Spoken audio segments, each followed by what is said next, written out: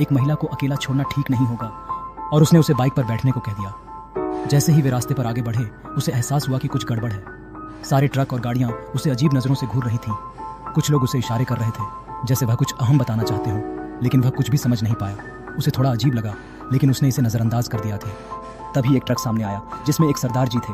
उन्होंने कुछ कहा लेकिन डिलीवरी बॉय ने उन्हें अनदेखा कर दिया क्योंकि उससे कुछ समझ में नहीं आ रहा था। सरदार जी ने ट्रक रोका, लोहे की रॉड उठाई और उसकी तरफ बढ़े। जैसे ही सरदार जी ने उसके कंधे पर हाथ रखा वह तुरंत बेहोश हो गया।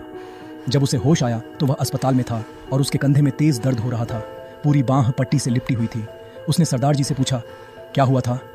सरदार जी ने गहरी सांस ली और कहा, जो महिला तुम्हारे पीछे बैठी थी वह तुम्हारे कंधे को काट कर खा रही थी। ट्रक ड्राइवर तुम्हें चेतावनी दे रहे थे लेकिन तुम उसकी जादुई पकड़ में थे। डिलीवरी बॉय का चेहरा सफ़ेद पड़ गया। उसे अब समझ में आया कि वह महिला एक खतरनाक ताकत थी। उसने खुद से वादा किया कि वह आगे से किसी अजनबी की मदद करने से पहले एक बार ज़रूर सोचेगा।